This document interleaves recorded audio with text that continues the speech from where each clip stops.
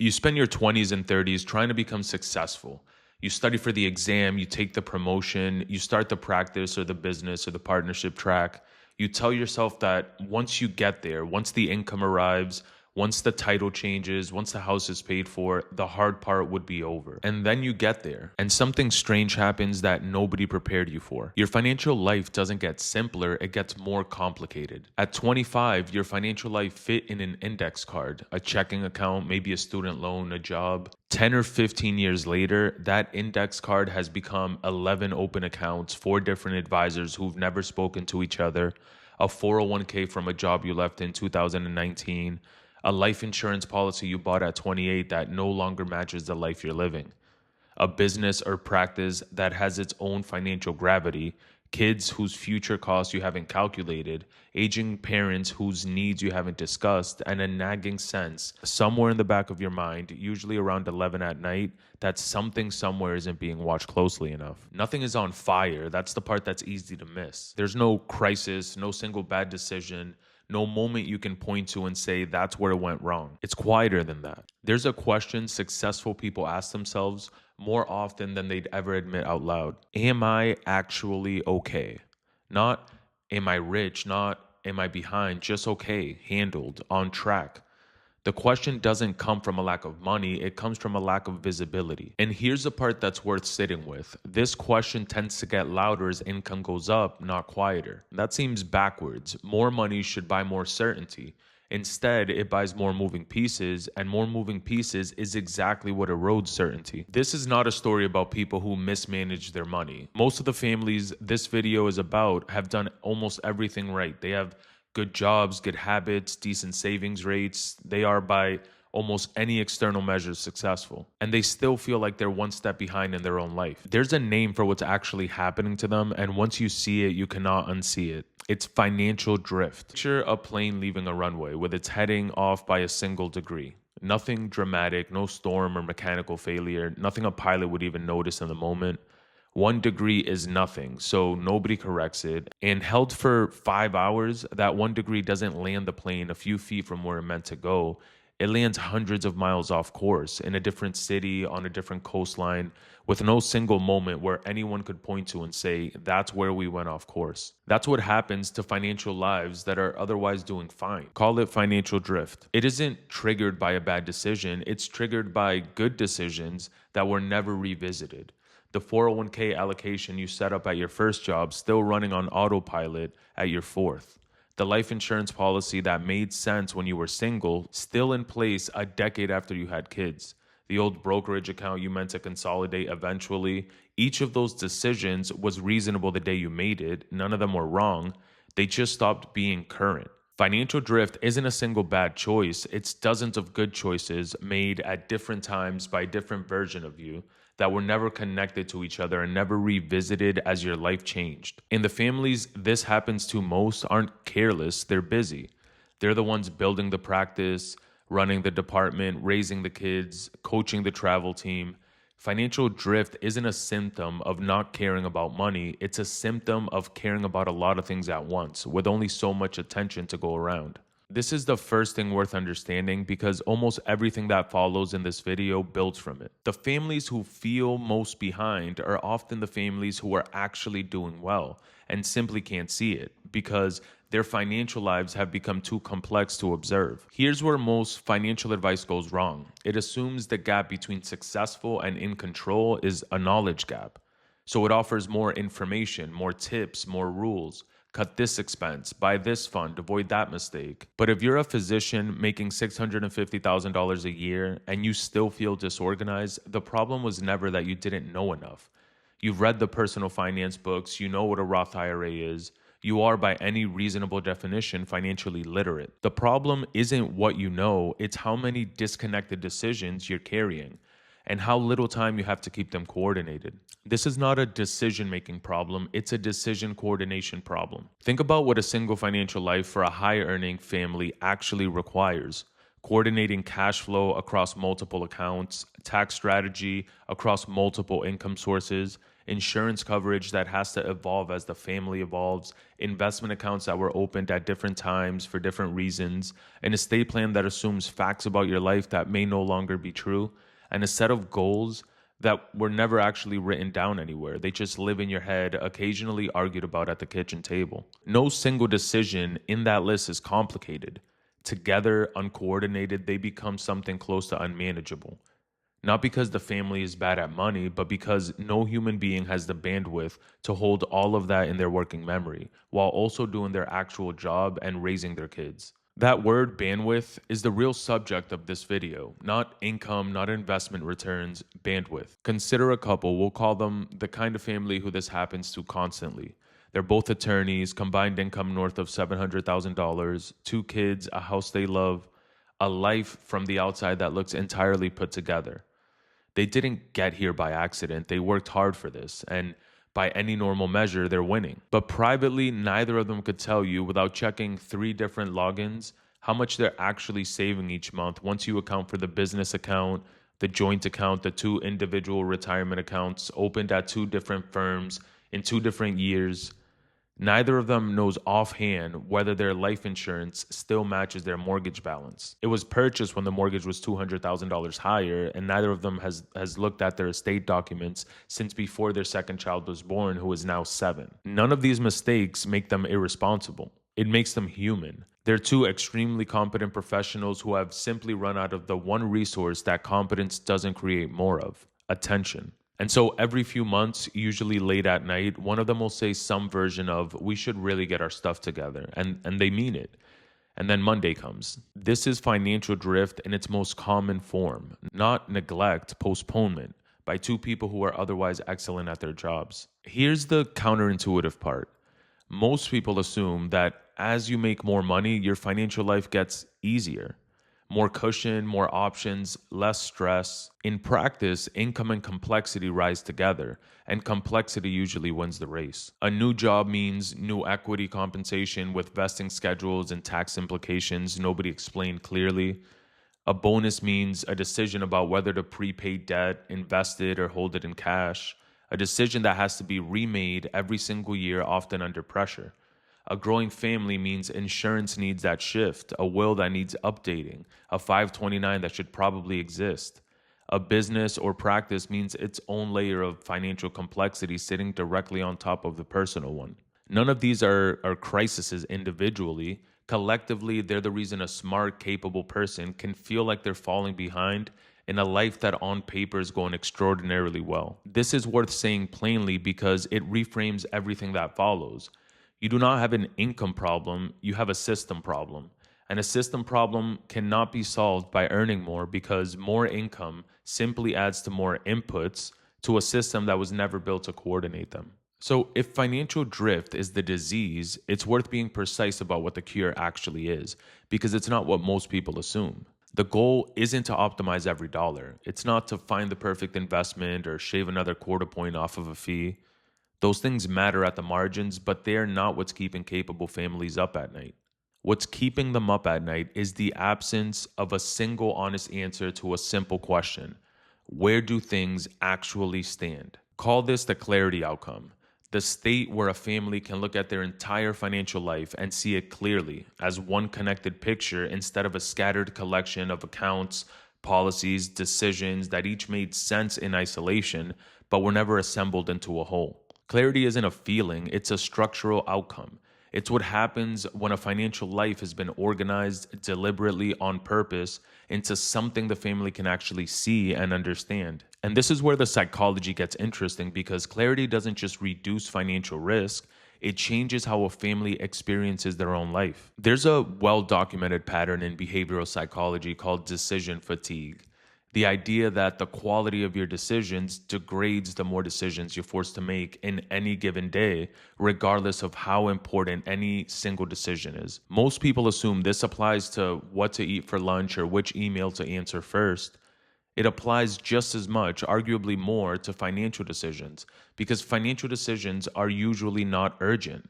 They don't force themselves onto your calendar the way a client deadline does. They sit quietly in the background, competing for attention against things that scream louder. This creates a specific and predictable pattern. Successful people don't neglect their finances because they don't care. They neglect them because financial decisions are almost never the loudest in the room.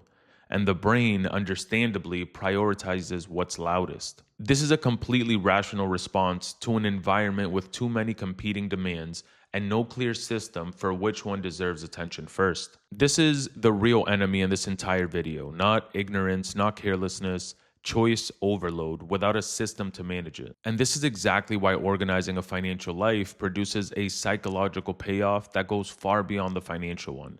When the system exists, the decision fatigue disappears because you're no longer making the same decision over and over again from scratch. You made it once, you built a system around it, and now the system holds it for you. If organizing a financial life produces this much relief, a fair question is why more successful families haven't already done it. The answer isn't complicated and it isn't flattering to anyone, it's simply structural. Organizing a financial life requires two things that high-earning professionals have the least of: unstructured time and a task that has no deadline. A tax return has a deadline, a closing has a deadline, a performance review has a deadline. Get Our Financial Life Organized has no deadline, which means in the calendar of a busy professional, it's always going to lose to something that does. Not because it matters less, but because it never forces the issue. This is why financial drift is so persistent among exactly the families who can most afford to fix it. It isn't a priority problem, it's a structure problem.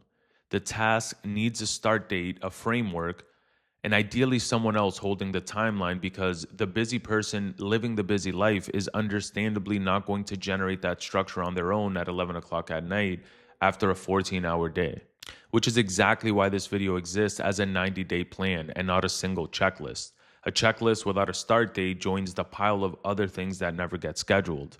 A 90-day plan creates the one thing financial drift depends on not existing: a deadline. Here's the shift in thinking that changes everything else in this video. Most people think about their financial life as a collection of separate categories: investments over here, insurance over there, taxes handled once a year, estate planning ignored until it's uncomfortable to ignore any longer.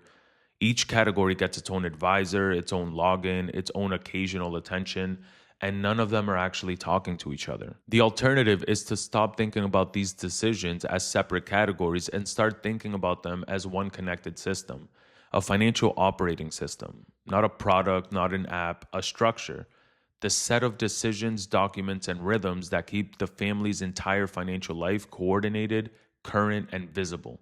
An operating system doesn't just store information, it runs continuously in the background, and it updates itself when conditions change. That's the difference between a financial life that drifts and one that doesn't. Not the amount of money involved, but whether there's a system underneath it that keeps everything connected as life changes. The next 90 days are about building exactly that system in 3 phases, not because 90 days is a magical number, but because each phase requires the one before it to be finished before it can work. You cannot organize what you cannot see. So the first month has nothing to do with fixing anything, and it has everything to do with finding everything. This sounds simple, it rarely is. Not because the information is hard to find, but because most families have never assembled it in one place at one time. The 401k from the old job, the life insurance policy from an agent a decade ago, the brokerage account opened because a friend suggested a stock, the will drafted by a family friend's law firm before the second child existed. None of this is dramatic, it's simply scattered. And scattered information behaves psychologically the same way clutter behaves in a house. It doesn't cause a specific problem, but it creates a persistent low-grade sense that something might be being missed. The first concrete task of month 1 is what we'll call the inventory, a single complete list of every account, every policy, every document, and every recurring financial obligation in the household. Not analyzed yet, not judged yet, just located and listed.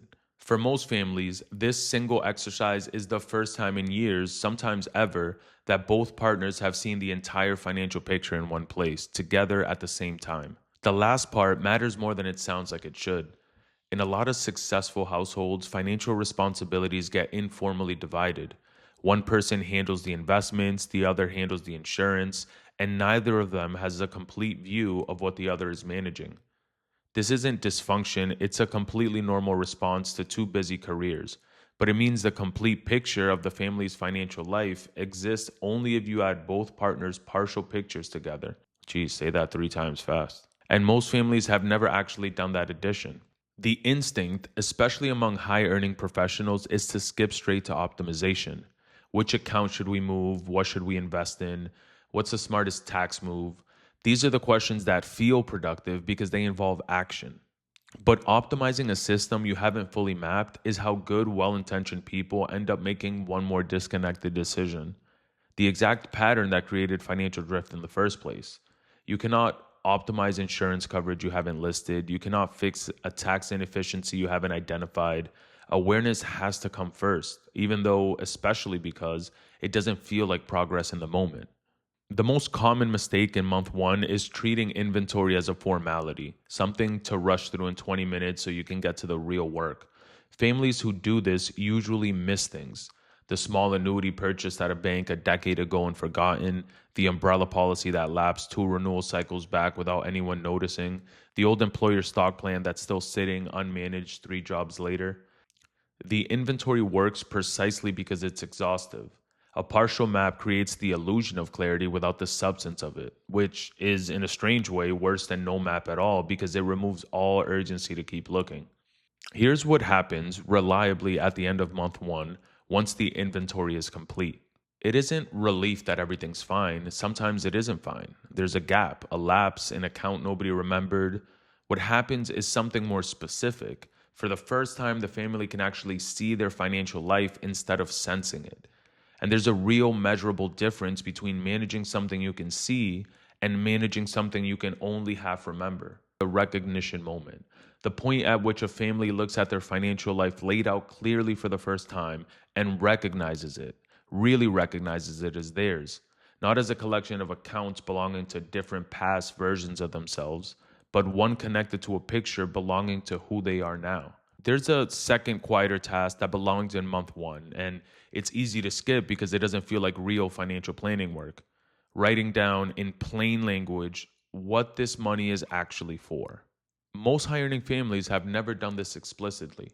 They know they want financial security or to take care of the kids or to retire comfortably, but these phrases are vague enough that they can't actually guide a decision.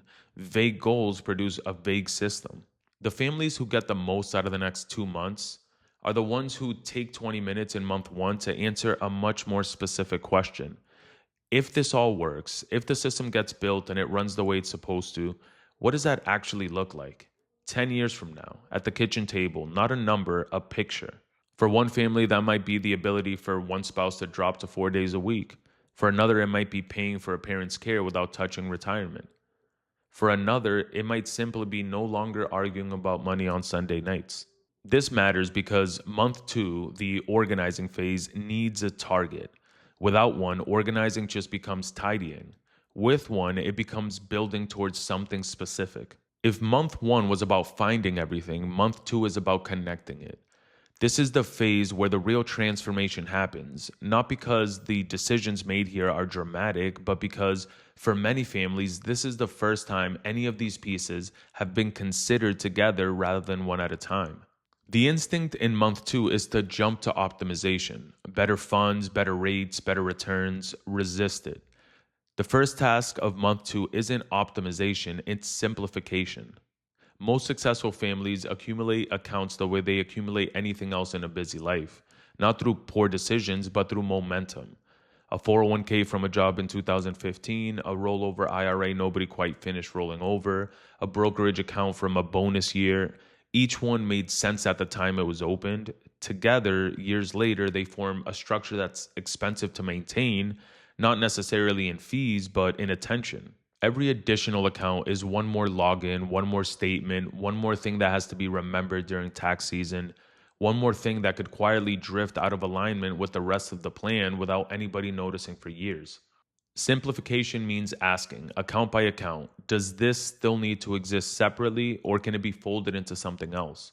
For most families, the honest answer is that half of what they're maintaining could be consolidated without losing anything, except for the mental overhead of tracking it. Once the system is simplified, the real work of month two begins, making the remaining pieces talk to each other. This is where most financial planning quietly fails, even when it's technically competent. An investment strategy gets built without asking what it means for taxes. A life insurance policy gets purchased without asking if it still matches the mortgage and the number of dependents. An estate plan gets drafted without asking whether it reflects who's actually in the family today. Each piece, evaluated alone, might be fine. The problem is that financial life isn't evaluated alone by the people living it, it's experienced as one continuous thing. A tax strategy that ignores the investment account is not really a tax strategy. It's a guess that happens to be right some of the time. Coordination means running every major piece of the financial life through the lens of every other piece. Does the investment plan account for the tax picture? Does the insurance coverage reflect the actual family as it exists today, not as it existed when the policy was purchased? Does the estate plan name the people who are actually raising these kids? Consider a physician, a decade into a practice, making excellent money, who purchased term life insurance policy right out of residency. Back when the mortgage was smaller, there were no kids yet, and student loans were the biggest liability on the page. 10 years later, two kids, a larger mortgage, and a much larger income to replace if something happened. The policy amount hasn't changed. It was the right decision the day it was made. It simply never got revisited as the facts underneath it changed. Nobody made a mistake here. This is financial drift in one of its most common and least dramatic forms. A decision that was correct that quietly became incorrect purely through the passage of time and the absence of a system built to notice. The most common mistake in this phase is treating organizing as a one time cleanup rather than the construction of a structure that's meant to keep working. Families sometimes do the consolidation, they feel the relief of a cleaner picture, and then stop there, treating month two as the finish line. But a cleaned up financial life without a system to keep it clean drifts right back to where it was when we got started. The goal of month two isn't a tidy snapshot, it's a structure that stays coordinated as the family's life continues to change, because it will keep changing regardless of how well organized any single moment looks. By the end of month two, a family should be able to answer, without checking in six different places, three questions. What do we own and where is it? What do we owe and to whom? And what happens to all of it if something goes wrong tomorrow? This is what one trusted system actually means. Not one login necessarily, but one coherent structure where every piece has a known relationship to every other piece, and nothing exists that's unaccounted for somewhere in the whole. Month one built visibility, month two built coordination, month three built something much more valuable than either: durability.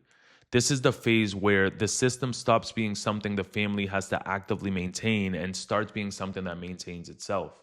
There's a specific, well documented insight in behavioral finance worth naming directly here.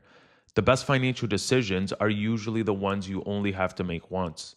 Every recurring financial task that still requires a fresh decision each time it happens, how much to save, whether to rebalance, when to make the estimated tax payment, is a small repeated draw on the resource this entire video has been about: attention. And attention, as established earlier, is the resource successful families have the least surplus of. Automation isn't a productivity trick, it's the direct antidote to decision fatigue. The savings rate decided once, then automated, stops competing for mental space every month. The rebalancing that happens on a schedule doesn't require anyone to notice the market and remember to act.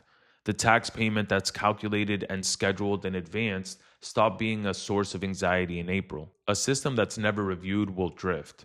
Exactly the same way the original scattered accounts drifted, just more slowly because it starts from a better place. The difference between a family that stays organized and a family that slides back into financial drift over the following few years usually isn't intelligence or effort, it's whether a review system exists. This doesn't need to be complicated. A quarterly check in, 30 minutes, same four questions each time.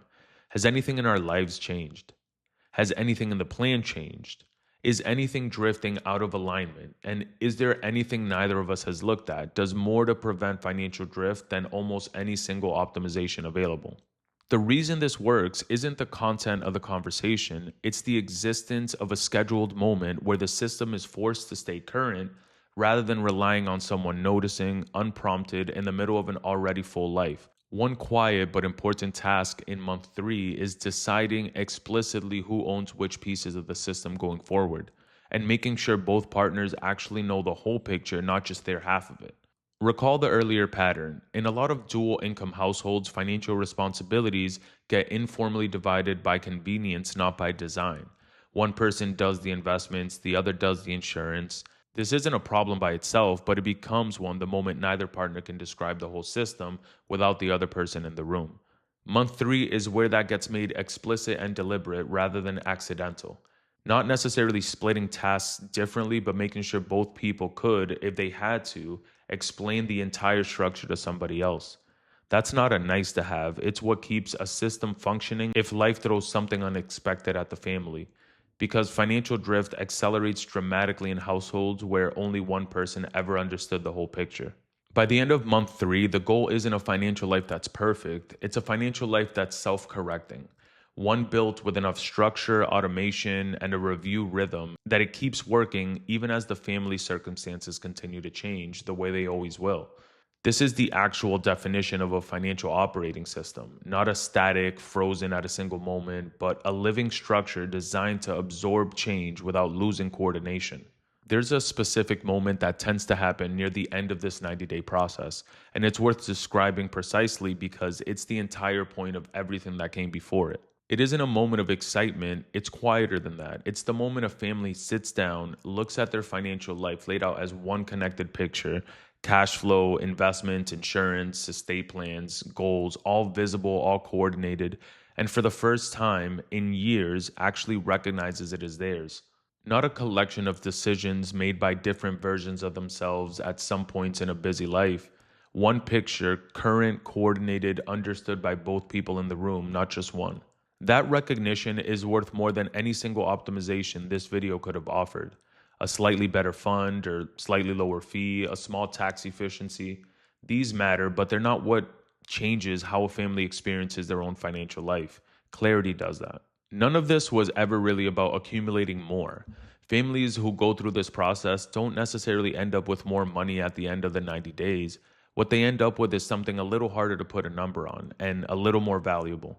They end up with fewer arguments about money on a Sunday night because there's a shared, visible system instead of two half pictures. They end up making decisions under pressure: a job change, a health scare, an inheritance, an opportunity, with more confidence because the decision has a structure to sit inside of instead of being made in isolation. They end up with more of the resource that success quietly consumes: attention. Attention they can now spend on the people they built all of this for in the first place. Financial drift isn't a failure of intelligence or effort. It's simply what happens when a successful, busy life outpaces the systems that are meant to hold it together. The families who avoid it long term aren't families who never drift. Everyone drifts, a little all the time. They're the families who built something sturdy enough and reviewed it often enough to notice the drift early and correct it, instead of discovering it years later as a gap they didn't know existed.